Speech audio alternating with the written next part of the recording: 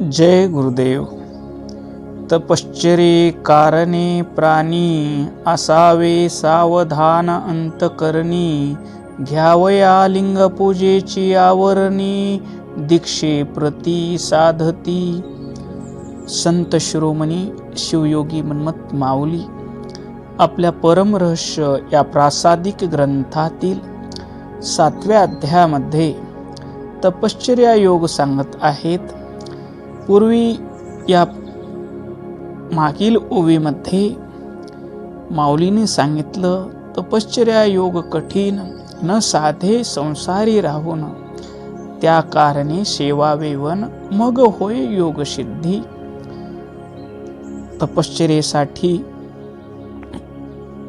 शांत वातावरण, एकांत हवा.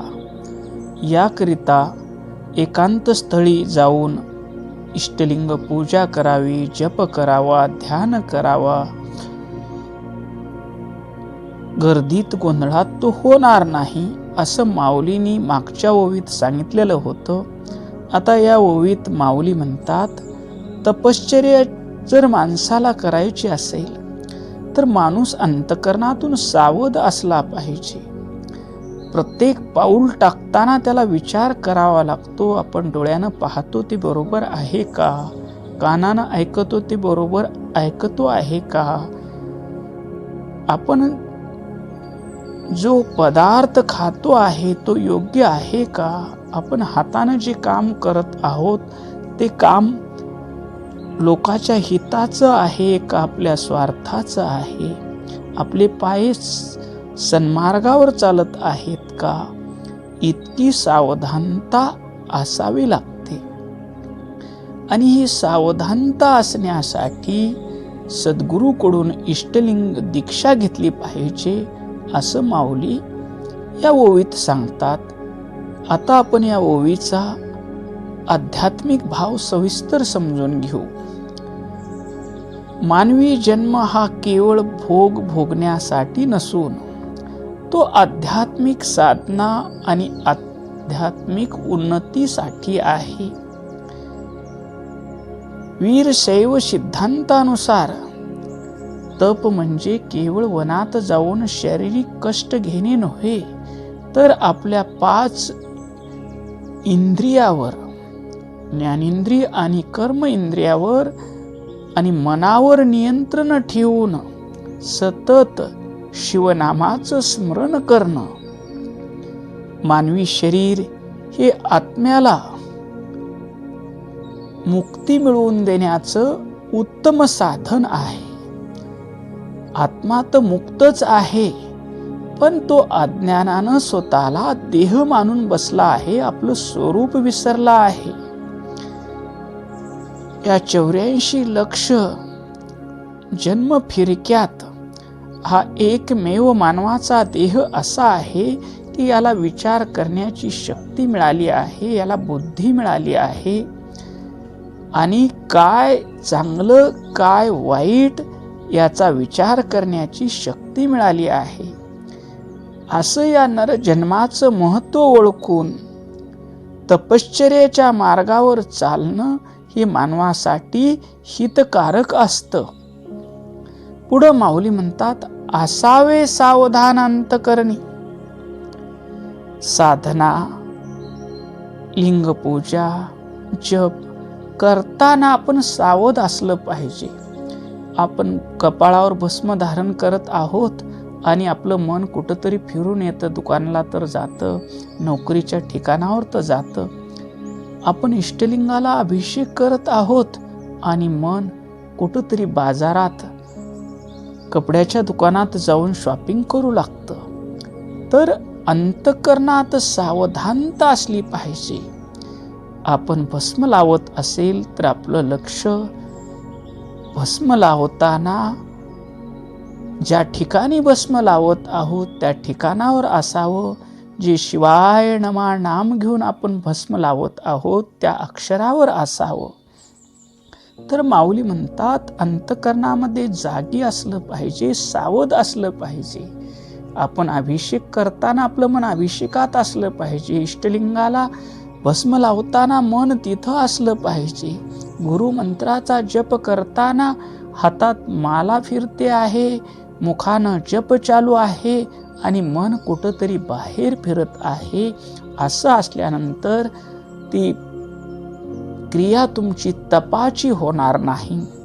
याकरिता सावधान आणि शुद्ध असलं पाहिजे. वीरशैव सिद्धांत हा लिंग अंग सामरस्याचा सिद्धांत आहे. अंग म्हणजे जीव आणि लिंग म्हणजे शिव. सद्गुरुनाथ दीक्षा देताना अंगाचं लिंगासोबत लग्न लावतात. तू देवाची सती आहेस, आता तू देवाचा झाला पाहिजेस. देवाची शांती, आनंद, प्रेम, सुख ही सर्व संपत्ती आता तुझी आहे. त्याप्रमाणे तुझं आचरण असलं पाहिजे. हेच लिंग अंग सामरस्य आहे. बाह्य आचार विचारापेक्षा अंतकरणाची शुद्धता येथे महत्वाची मानली जाते. अंतकरणात अनंत कामना आहेत, इच्छा आहेत, वासना आहेत. मग आपण पूजाला बसल्यानंतर पूजा होईल का? मन एका ठिकाणाहून जातं, दुसऱ्या ठिकाणी पळतं, तिसऱ्या ठिकाणाहून जातं, चौथ्या ठिकाणी पळतं. आपल्या अंतकरणात लोभ असेल, हे मिळवायचं आहे, ते मिळवायचं आहे, ते मिळवायचं आहे, असा लोभ असेल तरीही आपलं मन त्या पूजेत राहणार नाही. कुणाविषयी द्वेष असेल तर आपलं मन त्या पूजेत लागेल का? याकरिता अंतकरण शुद्ध पाहिजे. आपल्या क्रियेसोबत मन जोडल्या गेलं पाहिजे. संसारातील माया मोहामुळं माणसाचं मन विचलित होतं. त्या विचलित होणाऱ्या मनाला सद्गुरुनाथानं दिलेलं नाम जपामध्ये लावलं पाहिजे, नामस्मरणामध्ये लावलं पाहिजे. आणि सतत आपण पांढरे कपडे घातल्यानंतर कुठेही बसताना काळजी घेतो का नाही? कुठं आपल्या पॅन्टला घाण लागणार नाही, शर्टला मळ लागणार नाही. तसं हे अंतकरण शुद्ध राहावं, कुठलाही मळ येणार नाही, कुणाचा द्वेष मनात येऊ नये, कुणाचं वाईट करण्याचा हेतू येऊ नये, कुणाची निंदा करायची भावना मनात उत्पन्न होऊ नये. इतकी सावधानता बाळगली पाहिजे. मनाला मलिन न होऊ देता सतत सावध राहून आपल्या इष्टलिंगाची पूजा, जप, ध्यान, गुरुमंत्राचं स्मरण, सद्गुरूनं दिलेल्या नामाचं मुखानं उच्चारण, मनानं त्या अक्षरावर लक्ष ठेवणं आणि वाणी आणि मनाला तपाला लावणं. पुढं माऊली म्हणतात, घ्यावया लिंग पूजेची आवरणी. इष्टलिंग पूजेची आचरण पद्धती किंवा विधी आत्मसात करण्यासाठी. इष्टलिंग हे सद्गुरुनाथ दीक्षा देताना सांगतात, हे तुझा प्राण आहे, तुझ्या प्राणाचं प्रतीक आहे. तुझा प्राण म्हणजे इष्टलिंग आहे आणि इष्टलिंग म्हणजे प्राण आहे. लिंगामध्ये साधकाचा प्राण सद्गुरू प्रतिष्ठित करतात. प्राणपणाने तू याची पूजा कर, प्राणपणाने याचं तू स्मरण कर. जसं तुझ्या शरीराला चालवणारा प्राण आहे, प्राणामुळं तुझं शरीर जिवंत आहे, तोच प्राण या इष्टलिंगामध्ये समाविष्ट सद्गुरू करतात आणि सांगतात, ही लिंगपूजा म्हणजे तुझ्या प्राणाची पूजा आहे. आता तुझा प्राण ईश्वर रूप झाला पाहिजे, अशी सद्गुरू इष्टलिंग देताना सांगतात. आणि साधकानं त्याप्रमाणे इष्टलिंगाची पूजा केली पाहिजे. सद्गुरुनाथाकडून इष्टलिंगाची पूजा समजून घेणे आणि त्याप्रमाणे इष्टलिंगाची पूजा, जप, इष्टलिंगाचं ध्यान आणि दिवसभर सद्गुरूनं दिलेल्या नामाचं मनानं स्मरण आणि मुखानं उच्चारण करत करत दिवसभरातले आपल्या हातानं काम, ही त्रिसूत्री आहे. मनात सद्गुरूनं दिलेल्या नामाचं ध्यान, मुखानं घेणं नाम आणि हातानं करणं काम. अशा पद्धतीनं साधकाचं मन शिवभक्तीत रमतं. पुढं माऊली म्हणतात, दीक्षेप्रती साधती. हे सर्व मार्ग आणि आचरण हे सद्गुरुनाथाकडून इष्टलिंग दीक्षा मिळाल्यानंतरच साधकाला प्राप्त होते. दीक्षा म्हणजे काय हो? दीयतेच ज्ञानम क्षीयते पाशबंधनम. हे मी माझं पंचकंचुकाचे पाश यानं जो जीव बांधला आहे, अज्ञानी झाला आहे, स्वतःचं स्वरूप विसरलेला आहे, तर सद्गुरू इष्टलिंग दीक्षा देताना ज्ञान देतात आणि त्याच्या पाशातून मुक्ती करतात. तू विश्वात्मक परमात्मा शिव आहेस, तू हा देह नाहीस, तर इष्टलिंगात तुझा प्राण आहे, तू विश्वात्मक झालास. ही दीक्षा सद्गुरुनाथ देतात. सद्गुरूच्या कृपेविना आत्मज्ञान किंवा शिवयोग साध्य होत नाही. दीक्षा मिळाल्यानंतरच शिष्याला खऱ्या अर्थानं इष्टलिंगाची प्राप्ती होते. तुम्ही म्हणाल, बाजारातून आम्ही इष्टलिंग घेऊ आणि त्याची पूजा करू, तसं होणार नाही.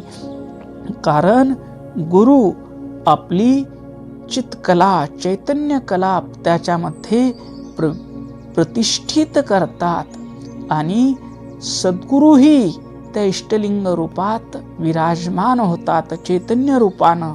म्हणून सद्गुरूकडून प्राप्त झालेल्या इष्टलिंगाची पूजा केल्याशिवाय आम्हाला शिवयोग अर्थात लिंग अंग सामरस्य प्राप्ती करता येणार नाहीत. या सगळ्या गोष्टी सद्गुरुनाथानं दिलेली इष्टलिंग दीक्षा, त्यांच्या उपदेशानुसार भस्म धारण करणं, रुद्राक्ष धारण करणं, इष्टलिंग गळ्यात धारण करणं, इष्टलिंगाचा कधीही वियोग न होऊ देणं, सकाळी पहाटे उठल्या उठल्या शिवपाठ करणं, इष्टलिंग पूजा मन लावून करणं, इष्टलिंगाला अभिषेक करताना मन अभिषेकातच असावं, त्यानंतर भस्म लावताना त्या भस्म लावण्यातच असावं, बिल्वपत्र वाहताना मन त्या बिल्वपत्र वाहण्यातच असावं, जप करताना गुरुमंत्राच्या प्रत्येक अक्षरामध्ये मन असलं पाहिजे. अशा पद्धतीनं इष्टलिंग पूजा करणं. कोणाला दुःख होईल असं शरीरानं, मनानं आणि वाणीनं आचरण न करणं हा सदाचार आहे. अशा सदाचारपूर्वक इष्टलिंग पूजेचं अखंड व्रत घेऊन जो साधक गुरुवचनाप्रमाणे जीवनामध्ये आचरण करतो, तो त्याच्यासाठी तपच आहे. ही ओवी शिष्याला अज्ञान आणि संसारातून बाहेर काढून सद्गुरुनाथाच्या दीक्षेच्या मार्गानं इष्टलिंग पूजेत आणि इष्टलिंग पूजेतून लिंग अंग सामरस्य करून घेण्यासाठी अंतकरण शुद्धता असणे खूप महत्त्वाची आहे. अंतकरणाची शुद्धी आणि अंतकरणात अखंड सावधानता असल्याशिवाय आपल्याकडून इष्टलिंग पूजाही होणार नाही, जपही होणार नाही, ध्यानही होणार नाही आणि सद्गुरूनं दिलेल्या नामाचं अखंड चिंतनही होणार नाही. म्हणून माऊली सावध करतात, तुमच्या अंतकरणाची शुद्धी खूप महत्त्वाची आहे. ओम शांती शांती शांती.